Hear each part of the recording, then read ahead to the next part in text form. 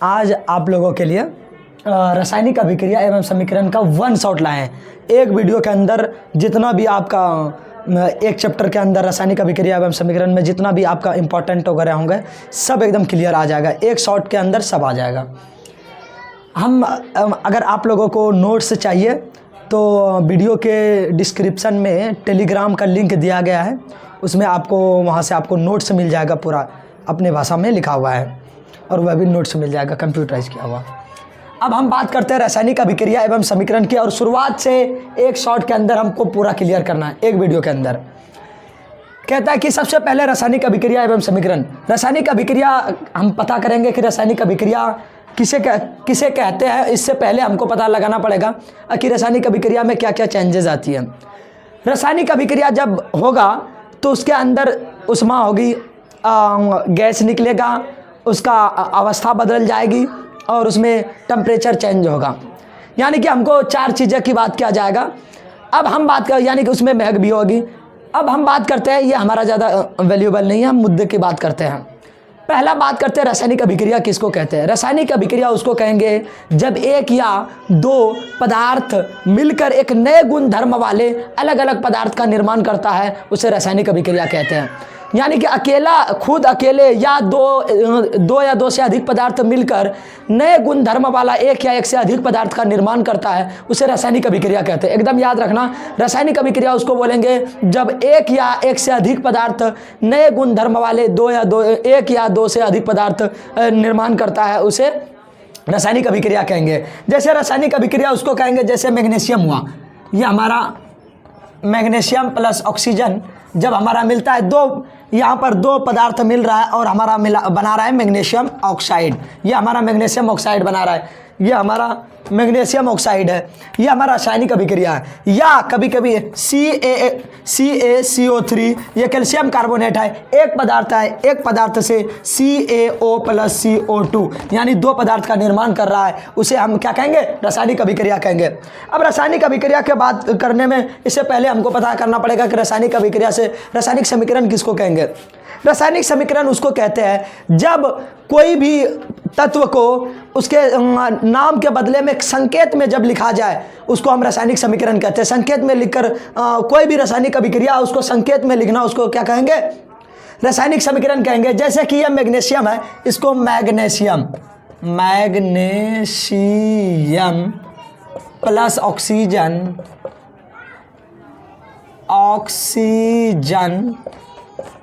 ये हमारा रिएक्शन हो जाएगा मैग्नीशियम ऑक्साइड। मैग्नीशियम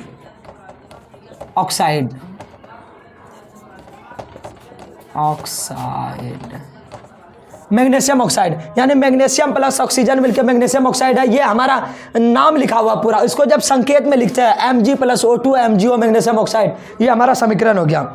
अब बात करते हैं कि मैग्नीशियम, ये हमारा समीकरण हो गया रासायनिक समीकरण। रासायनिक समीकरण दो प्रकार का होता है, एक होता है संतुलित समीकरण, एक होता है असंतुलित समीकरण। संतुलित करने के लिए इसमें हम नहीं बताएंगे, संतुलित करने के लिए अलग से वीडियो देख लीजिए, काम चल जाएगा, मैंने पहले वाला वीडियो में बता दिया है। रासायनिक समीकरण दो प्रकार का होता है, एक होता है संतुलित समीकरण, एक होता है असंतुलित समीकरण। संतुलित समीकरण उसको बोलेंगे संतुलित समीकरण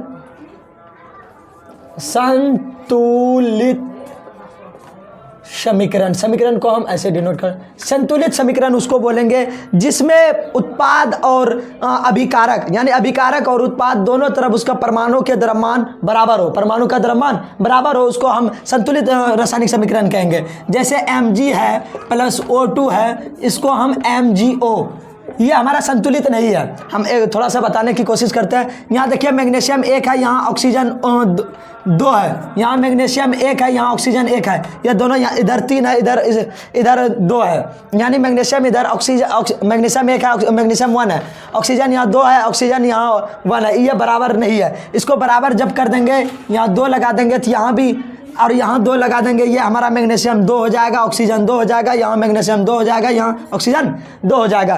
तो इससे हमको पता चल गया कि ये हमारा संतुलित समीकरण। संतुलित समीकरण उसको बोलेंगे जिसमें इसको हम अभिकारक कहते हैं, इसको हम क्या कहते हैं, अभिकारक। इसको हम अभिकारक कहते हैं, इसको हम उत्पाद कहते हैं, उत्पाद। यानी अभिकारक और उत्पाद या दोनों तरफ परमाणु के द्रव्यमान बराबर हो उसे हम संतुलित समीकरण कहेंगे। और असंतुलित समीकरण उसको बोलेंगे असंतुलित समीकरण। असंतुलित समीकरण, असंतुलित समीकरण उसको बोलेंगे जैसे Mg+O2 और MgO। इधर मैग्नीशियम 1 है, इधर मैग्नीशियम 2 है, इधर मैग्नीशियम 1 है, इधर ऑक्सीजन 1 है, यानी कि दोनों तरफ परमाणु के द्रव्यमान बराबर नहीं है, इसलिए असंतुलित समीकरण कहेंगे। इसको कंकाली समीकरण भी कहते हैं, कंकाली समीकरण भी कहते हैं। इसको हम कंकाली समीकरण भी कहते हैं। ये हमारा संतुलित समीकरण हुआ, इसको हम असंतुलित समीकरण कहते हैं। एक क्वेश्चन है, कहता है कि संतुलित समीकरण को रासायनिक संतुलित समीकरण क्या है और इसको संतुलित करना क्यों आवश्यक है। क्वेश्चन है कि संतुलित समीकरण क्या है और इसको संतुलित करना क्यों आवश्यक है। संतुलित समीकरण उसको बोलेंगे ऐसा रासायनिक अभिक्रिया ऐसा रासायनिक समीकरण जिसमें तीर चिन्ह के पहले और तीर चिन्ह के बाद के परमाणुओं का द्रव्यमान बराबर हो उसे हम, या परमाणु की संख्या बराबर हो उसे हम संतुलित रासायनिक समीकरण कहेंगे। और उसको आवश्यक संतुलित करना क्यों आवश्यक है, क्योंकि द्रव्यमान संरक्षण नियम के अनुसार कहता है कि कोई भी ऐसा रासायनिक अभिक्रिया है सब में परमाणु अभिकारक और उत्पाद दोनों, कोई भी रासायनिक अभिक्रिया है दोनों तरफ समान होना चाहिए द्रव्यमान, क्योंकि द्रव्यमान संरक्षण के नियम के अनुसार कहता है ना ही रासायनिक अभिक्रिया में द्रव्यमान बनता है ना ही रासायनिक अभिक्रिया में द्रव्यमान नष्ट होता है, इसीलिए इसको संतुलित करना आवश्यक है।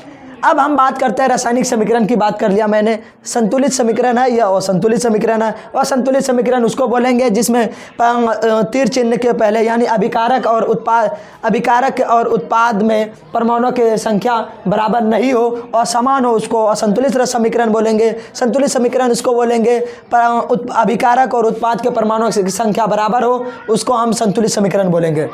और इसको आवश्यक करना क्यों आवश्यक है, इसको संतुलित करना क्यों आवश्यक है। इसको संतुलित करना इसलिए आवश्यक है क्योंकि द्रव्यमान संरक्षण नियम के अनुसार कोई भी रासायनिक अभिक्रिया है उसमें द्रव्यमान ना ही बनता है ना ही नष्ट होता है, इसीलिए संतुलित रासायनिक समीकरण को संतुलित करना आवश्यक है। अब अगला हम बात करते हैं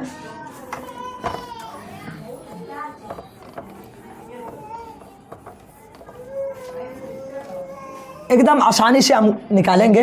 अब हम अगला बात करते हैं रासायनिक अभिक्रिया के प्रकार के बारे में। रासायनिक अभिक्रिया के प्रकार, पहला हम बात करते हैं संयोजन अभिक्रिया। संयोजन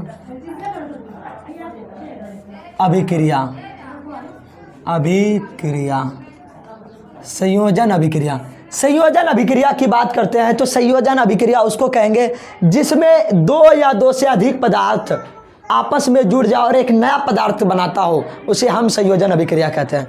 जब दो पदार्थ या दो से अधिक पदार्थ मिलकर एक नया पदार्थ का निर्माण करता है, उसे हम संयोजन अभिक्रिया कहते हैं। संयोजन का मतलब होता है जुड़ना, संयोग का मतलब होता है जुड़ना। कहता है कि ऐसा रासायनिक अभिक्रिया जिसमें दो या दो से अधिक पदार्थ जुड़कर एक पदार्थ का निर्माण करता है, उसे संयोजन अभिक्रिया कहेंगे। संयोजन अभिक्रिया किसको कहेंगे, जब दो या दो से अधिक पदार्थ मिलकर एक पदार्थ का निर्माण करता है उसको हम संयोजन अभिक्रिया कहेंगे। जैसे देख लेते हैं, जैसे Mg+O2। अब Mg वाला इसलिए ले रहे हैं क्योंकि हमारे एनसीईआरटी इसी को लेकर आगे बढ़ा है और हम आसानी से इसको निकाल सकते हैं। Mg+O2 MgO, हमारा अलग अलग दो पदार्थ था, इसको मिलाए तो हमारा MgO यानी कि एक पदार्थ का निर्माण किया, उसको हम क्या कहेंगे, संयोजन अभिक्रिया। क्या कहेंगे, संयोजन अभिक्रिया। जैसे कि H2+O2 यह बन जाएगा 2H2O, यह हमारा संयोजन अभिक्रिया। क्या है, संयोजन। दो पदार्थ मिलकर एक पदार्थ का निर्माण कर रहा है, उसको हम क्या कहेंगे, संयोजन अभिक्रिया कहेंगे। यह हमारा एग्जाम्पल हो गया। अगला जैसे है वियोजन अभिक्रिया। वियोजन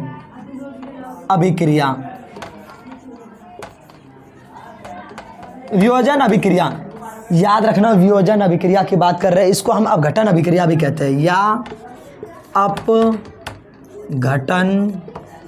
अभिक्रिया। अपघटन अभिक्रिया यानी वियोजन अभिक्रिया को अपघटन अभिक्रिया भी कहते हैं।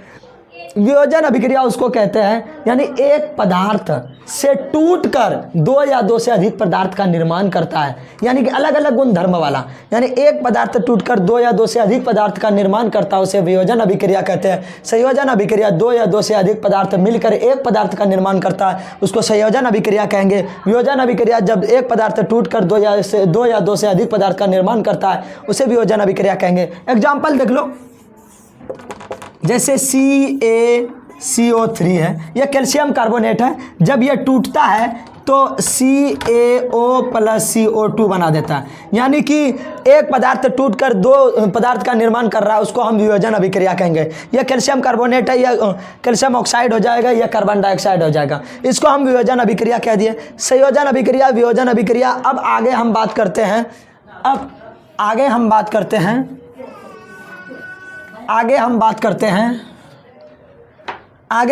हैं 3 नंबर, विस्थापन अभिक्रिया। विस्थापन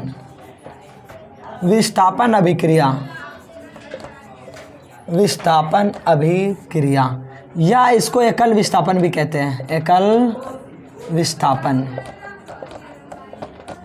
इसको हम एकल विस्थापन भी कहते हैं। विस्थापन अभिक्रिया या एकल विस्थापन अभिक्रिया। विस्थापन अभिक्रिया उसको कहेंगे या एकल विस्थापन अभिक्रिया, यानी कि ऐसा अभिक्रिया जिसमें कोई भी एक तत्व किसी यौगिक के तत्वों को विस्थापित कर अपना जगह बना ले, उसे हम विस्थापन अभिक्रिया कहते हैं। विस्थापन अभिक्रिया उसको कहेंगे कोई एक तत्व किसी यौगिक के तत्वों को विस्थापित कर अपना जगह बना ले, उसको हम विस्थापन अभिक्रिया कहेंगे। जैसे कि विस्थापन अभिक्रिया में एग्जांपल हम लेते हैं, जैसे Fe है प्लस CuSO4 है, यानी ये आयरन है, यह कॉपर सल्फेट है, इसको जब रिएक्शन कराया जाएगा तो यह कॉपर को, यह यौगिक है, यह हमारा यौगिक है, यह हमारा तत्व है, यानी कि यह तत्व ने इसको विस्थापित कर अपना जगह बना लेगा, यहाँ आयरन सल्फेट बना देगा। यह आयरन सल्फेट प्लस Cu, इसका कलर होता है नीला, याद रखना, इसका कलर, कॉपर सल्फेट का कलर नीला होता है, आयरन सल्फेट का कलर हो जाता है हमको हरा मिलता है, यानी कि यह विस्थापन अभिक्रिया, उसी को हम एकल विस्थापन कहेंगे। यानी कि कोई भी ऐसा रासायनिक अभिक्रिया जिसमें एक तत्व किसी यौगिक के तत्वों को विस्थापित कर अपना जगह बना ले, उसे हम विस्थापन अभिक्रिया या एकल विस्थापन अभिक्रिया कहते हैं। यह हमारा एकल विस्थापन अभिक्रिया हो गया। अगर आप समझना लिखना चाहते तो वैसे भी नोट्स आपको मिल जाएगा। ओके, अब हम चौथा है, यह हमने विस्थापन अभिक्रिया देख लिया जिसको हम एकल विस्थापन अभिक्रिया कहेंगे। अब चौथा है हमारा द्विविस्थापन अभिक्रिया। द्विविस्थापन अभिक्रिया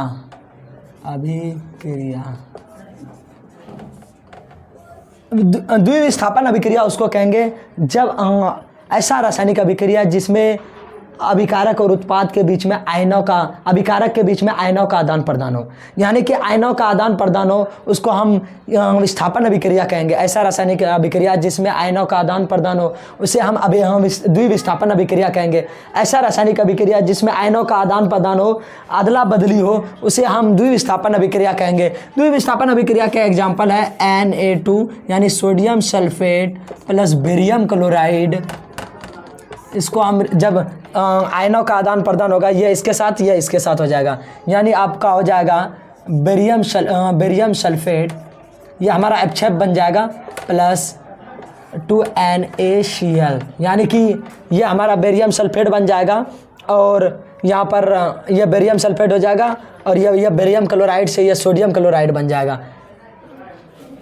और यहाँ समझ आ गया, ये हमारा 4 रिएक्शन हो गया। अब अगला हम बात करते हैं, अगला बात कर रहे हैं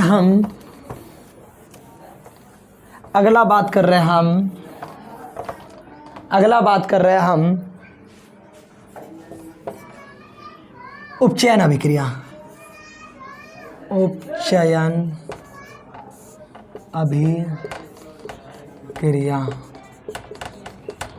उपचयन अभिक्रिया को और अलग अलग नाम से हम जानते हैं। इसको मैंने पिछले वाले वीडियो में एक एक करके सबका नाम लिख दिए हैं, या आपको नोट्स में आराम से मिल जाएगा। उपचयन अभिक्रिया उसको कहेंगे जिसमें, एकदम याद रखना, उपचयन अभिक्रिया उसको कहेंगे जिसमें ऑक्सीजन की वृद्धि हो, ऑक्सीजन बढ़ता हो, हाइड्रोजन घटता हो। ऑक्सीजन यानी ऑक्सीजन बढ़ता हो, ऑक्सीजन बढ़ता हो और हाइड्रोजन घटता हो, हाइड्रोजन घटता हो, ऑक्सीजन बढ़ता हो, हाइड्रोजन घटता हो, उसे हम क्या कहेंगे? उपचयन अभिक्रिया। उपचयन में क्या होता है? ऑक्सीजन की वृद्धि होती है, हाइड्रोजन की ह्रास होती है। जैसे एक एग्जाम्पल है Cu+O2, यह हो जाता है CuO, यानी कि यहाँ ऑक्सीजन था, यह ऑक्सीजन नहीं था, यहाँ ऑक्सीजन आके जुड़ गया। यह हमारा, यह कॉपर ऑक्साइड है, यह हमारा कॉपर अलग था, यह ऑक्सीजन अलग था। जब रिएक्शन किया तो यह कॉपर ऑक्साइड, यहाँ पर देखो, यहाँ कॉपर ऑक्सीजन नहीं था, यहाँ पर कॉपर बढ़ गया, ऑक्सीजन बढ़ गया, यह ऑक्सीजन की वृद्धि हुई है, यहाँ ऑक्सीजन की वृद्धि हुई है। ऑक्सीजन जब बढ़ेगा तो यह हमारा उपचयन अभिक्रिया होगा, यह हमारा क्या हो जाएगा? उपचयन अभिक्रिया। ये हमारा उपचयन अभिक्रिया होगा जिसमें ऑक्सीजन बढ़ता हो और जिसमें हाइड्रोजन घटता हो, उसको हम उपचयन अभिक्रिया कहेंगे। उपचयन में याद रखना, कोई जरूरी नहीं कि दोनों एक ही रिएक्शन में दोनों आ जाएगा। कोई गुण अगर आपको दिख रहा है तो वो हमारा उपचयन अभिक्रिया हो जाएगा। अब हम बात करते हैं अपचयन अभिक्रिया की। अब हम बात करते हैं अपचयन अभिक्रिया की। क्या बात कर रहे हैं? अपचयन अभिक्रिया की। ये हमारा उपचयन अभिक्रिया हो गया। अब हम बात करते हैं अपचयन अभिक्रिया की। अब याद रखना, इसमें आ लगाया, अपचयन। बच्चा गलती कर देता है, यहाँ एक ही तरह, यहाँ हर्षऊ लगाया है, यहाँ पर अ लगाया है। यहाँ अपचयन अभिक्रिया, अपचयन अभिक्रिया, अपचयन अभिक्रिया। अपचयन अभिक्रिया उसको कहेंगे जिसमें ऑक्सीजन घटता हो, ऑक्सीजन घटता हो और हाइड्रोजन बढ़ता हो, हाइड्रोजन बढ़ता हो, उसको हम क्या कहेंगे? उसको हम अपचयन अभिक्रिया कहेंगे। क्या कहेंगे? अपचयन अभिक्रिया। जैसे कि CuO+H2O, H2+Cu+H2O। यहाँ देखिए, यहाँ पर ऑक्सीजन था, यहाँ ऑक्सीजन घट गया, इसका क्या हो रहा है? इसका क्या हो रहा है? यानी अपचयन हो रहा है। क्या हो रहा है? अपचयन, अपचयन। ये हमारा अपचयन है, यानी कि यहाँ हमारा ऑक्सीजन था, यहाँ ऑक्सीजन नहीं है, तो ये ऑक्सीजन घट रहा है, तो यहाँ क्या हो रहा है? अपचयन हो रहा है। यानी ऑक्सीजन घटता है तो हमारा अपचयन होता है और हाइड्रोजन बढ़ता है तो हमारा क्या होता है? अपचयन होता है। यहाँ दोनों में से कोई एक गुण दिख रहा है, यानी ऑक्सीजन घट रहा है, तो हम समझ लिए यहाँ पर अपचयन हो रहा है। और यहाँ पर देखो ऑक्सीजन नहीं था, यहाँ ऑक्सीजन बढ़ गया, तो हम समझ लेंगे यहाँ उपचयन हो रहा है। इसमें क्लियर है? उपचयन अभिक्रिया उसको कहेंगे जिसमें हाइड्रोजन की वृद्धि हो, उपचयन अभिक्रिया उसको कहेंगे जिसमें हाइड्रोजन की ह्रास हो, यानी हाइड्रोजन घटता हो और ऑक्सीजन बढ़ता हो, उसको उपचयन अभिक्रिया कहेंगे। अपचयन अभिक्रिया उसको बोलेंगे जिसमें ऑक्सीजन घटता हो और हाइड्रोजन बढ़ता हो, उसको हम अपचयन अभिक्रिया कहेंगे। दोनों एग्जांपल दे दिए, अगर देखना चाहते हो तो देख सकते हो। अब अगला हम बात करते हैं, अगला बात है ऊष्माक्षेपी अभिक्रिया। अगला क्या बात है? ऊष्माक्षेपी अभिक्रिया, ऊष्माक्षेपी अभिक्रिया। अगला है मेरा ऊष्माक्षेपी अभिक्रिया, ऊष्माक्षेपी अभिक्रिया। अगला मेरा है ऊष्माक्षेपी अभिक्रिया। 3 नंबर नहीं था, 4 5 6 था मेरा, ये मेरा 7 हो जाएगा। ऊष्माक्षेपी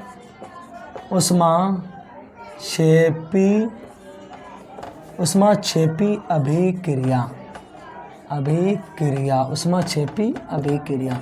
ऊष्माक्षेपी अभिक्रिया उसको बोलेंगे जिसमें ऊष्मा छोड़ता हो, जिसमें ऊष्मा, ऐसा रासायनिक अभिक्रिया जिसमें ऊष्मा निकलता हो, उसको हम ऊष्माक्षेपी अभिक्रिया कहेंगे। ऐसा रासायनिक अभिक्रिया जिसमें ऊष्मा छोड़ता हो, उसको हम क्या कहेंगे? ऊष्माक्षेपी अभिक्रिया। क्या कहेंगे?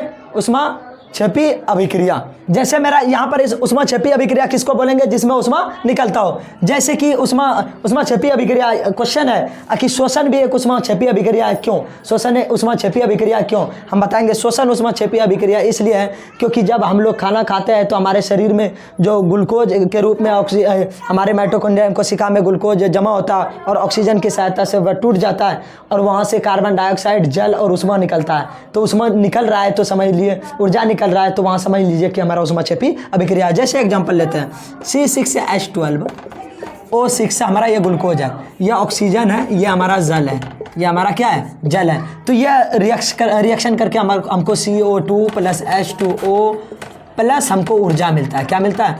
ऊर्जा मिलता है। यह रिएक्शन हमारा ऊष्माक्षेपी का है। एकदम याद रखिएगा ऊष्माक्षेपी। मैंने जो अभी 7th में से और एक रिएक्शन और बताने वाले हैं, इसको एकदम हौस से याद रखना। ये VVI एकदम रिएक्शन है, इसमें 7-8 यानी 8-9 रिएक्शन जो है, इसमें से 2 रिएक्शन आना एकदम इंपॉर्टेंट है। ये क्वेश्चन आएगा ही आएगा एकदम गारंटी के साथ। यानी कि C6H12O6 है, O2 और याद रखना एग्जाम्पल साथ साथ देना। यह ग्लूकोज है, यह ऑक्सीजन है, यह जल है। जब आपस में मिलकर रिएक्शन करता है तो कार्बन डाइऑक्साइड जल और ऊर्जा बनाता है, यानी कि ऊर्जा निकाल रहा है, उष्मा निकाल रहा है। उष्मा निकाल रहा है तो हम समझ लेंगे यह क्या हमारा उष्माक्षेपी। उष्माक्षेपी अभिक्रिया किसको बोलेंगे? ऐसा रासायनिक अभिक्रिया जिसमें उष्मा छोड़ता हो उसको हम क्या कहेंगे? उष्माक्षेपी अभिक्रिया। अब हम बात करते हैं उष्मा शोषी अभिक्रिया। उष्मा शोषी अभिक्रिया क्या कहेंगे? उष्मा शोषी अभिक्रिया। उष्मा शोषी अभिक्रिया उसको बोलेंगे, उष्मा शोषी अभिक्रिया उसको बोलेंगे ऐसा रासायनिक अभिक्रिया जिसमें उष्मा छोड़ता हो, लेता हो। यानी रासायनिक अभिक्रिया करने के लिए उष्मा लेता हो उसको हम क्या कहेंगे? उष्मा शोषी अभिक्रिया। ऐसा रासायनिक अभिक्रिया जिसमें उष्मा अभिक्रिया करने के लिए उष्मा लेता हो उसको हम उष्मा शोषी अभिक्रिया कहेंगे। जैसे CaCO3 एरो, यहाँ पर उष्मा लगेगा, एरो हम मेरा हो जाएगा CaO + CO2। ये हमारा अभिक्रिया करने के लिए उष्मा ले रहा है, इसलिए हम उष्मा शोषी अभिक्रिया कहेंगे। हमारा हो गया। बात करते हैं उष्माक्षेपी अभिक्रिया। ऐसा रासायनिक अभिक्रिया जिसमें उष्मा छोड़ता हो उसको उष्माक्षेपी अभिक्रिया कहेंगे। उष्मा शोषी अभिक्रिया उसको बोलेंगे जिसमें उष्मा अभिक्रिया करने के लिए उष्मा लेता हो उसको हम उष्मा शोषी अभिक्रिया कहेंगे। और एक अभिक्रिया है और उसके बाद खत्म हो जाएगा, ये रेडॉक्स अभिक्रिया है। क्या है? रेडॉक्स अभिक्रिया है। क्या है? रेडॉक्स अभिक्रिया है। क्या है? रेडॉक्स अभिक्रिया। रेडॉक्स अभिक्रिया, रेडॉक्स अभिक्रिया, रेडॉक्स अभिक्रिया, रेडॉक्स अभिक्रिया। रेडॉक्स अभिक्रिया उसको कहेंगे ऐसा रासायनिक अभिक्रिया जिसमें उपचयन और अपचयन दोनों साथ साथ हो उसको हम रेडॉक्स अभिक्रिया कहेंगे। जैसे CuO + H2 arrow Cu + H2O। एकदम याद रखना। जैसे कि अब यह रेडॉक्स अभिक्रिया दोनों अभी उपचयन और अपचयन दोनों होता है। उपचयन की बात किया जाए जिसमें ऑक्सीजन की वृद्धि और हाइड्रोजन की ह्रास हो यानी कि घटता हो। और अपचयन उसको बोलेंगे जिसमें ऑक्सीजन घटता हो और हाइड्रोजन बढ़ता हो, उसको हम अपचयन बोलेंगे। यानी कि उपचयन रेडॉक्स अभिक्रिया में देखो यहाँ पर ऑक्सीजन है और यहाँ आकर ऑक्सीजन घट गया है, यहाँ आकर ऑक्सीजन घट गया है। तो ऑक्सीजन घट गया है तो यहाँ पर हम अपचयन कहेंगे। अपचयन, ऑक्सीजन घटना, अपचयन अभिक्रिया। इधर देखो ऑक्सीजन नहीं है, इधर आके देखो ऑक्सीजन मिल गया है, इसको हम उपचयन अभिक्रिया कहेंगे। उपचयन अभिक्रिया, इसी को हम रेडॉक्स अभिक्रिया कहते हैं। रेडॉक्स अभिक्रिया उसको कहेंगे जिसमें उपचयन और अपचयन दोनों होता है, उसको हम रेडॉक्स अभिक्रिया कहते हैं। अब हम बात करते हैं, मैंने पढ़ लिया रेडॉक्स अभिक्रिया, बात कर लिया उष्माक्षेपी अभिक्रिया, बात किया उष्मा शोषी अभिक्रिया, बात कर लिया। अब हमको बात करना है संक्षारण। क्या करना है? संक्षारण की बात करना है। संक्षारण, अब हम बात करते हैं संक्षारण। क्या बात करते हैं? संक्षारण के बारे में। संक्षारण,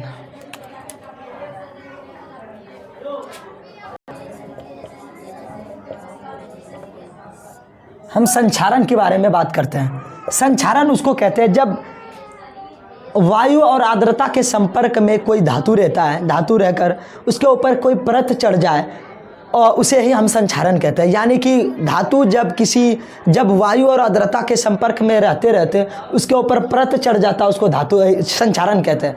जैसे कि लोहे के ऊपर अगर ढेर दिन तक रहता है तो उसके ऊपर वायु और आर्द्रता के संपर्क में रहते उसके ऊपर एक परत चढ़ जाता है भूरे कलर का, उसको जंग लगना कहते हैं। उसको क्या कहते हैं? जंग लगना। जैसे कि चांदी के ऊपर ज़्यादा दिन आर्द्रता और वायु के संपर्क में रहते उसके ऊपर काले परत का एक परत चढ़ जाता है, उसको संक्षारण कहेंगे।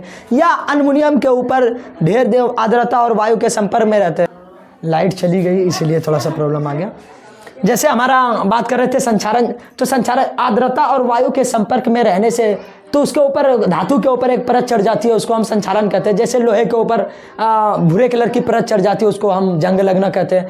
जैसे चांदी के ऊपर काला कलर की परत चढ़ जाती है, उसको जब आर्द्रता और वायु के संपर्क में रहता है काला कलर का परत चढ़ जाता है, उसको भी संक्षारण कहते हैं। जैसे एल्युमिनियम के ऊपर काला कलर का हरा कलर का संक्षारण हो जाता है, यानी कि आर्द्रता और वायु के संपर्क में रहने पर उसको हम संक्षारण कहेंगे। जब लंबे समय तक वायु और आर्द्रता के संपर्क नाक में धातु आता है तो उसके ऊपर उसके ऊपर परत चढ़ जाता है, उसको हम क्या कहेंगे? संक्षारण। क्या कहेंगे? संक्षारण कहेंगे।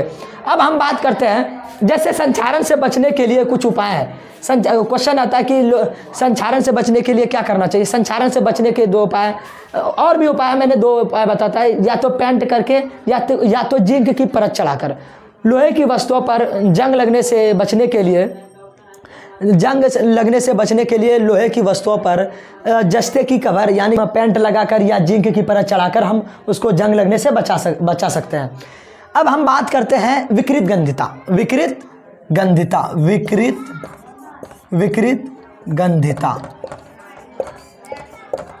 गंधिता की बात करते हैं तो विकृत गंधिता में होता क्या? जब तेलीय पदार्थ या वसायुक्त पदार्थ को हम लंबे समय तक रखने पर उसका स्वाद और गंध बिगड़ जाता है, उसको हम विकृत गंधिता कहते हैं। यानी कि उपचयन हो जाता है, उसके अंदर उपचयन हो जाता है, यानी वह रिएक्शन कर जाता है ऑक्सीजन के साथ में रहकर, उसका स्वाद और गंध भी बिगड़ जाता है, उसको हम विकृत गंधिता कहते हैं। विकृत गंधिता उसको कहेंगे जब तेलीय या वसायुक्त खाद्य पदार्थ को लंबे समय पर रखने पर उसका स्वाद और रंग बदल जाए, उसको हम क्या कहेंगे? विकृत गंधिता कहेंगे।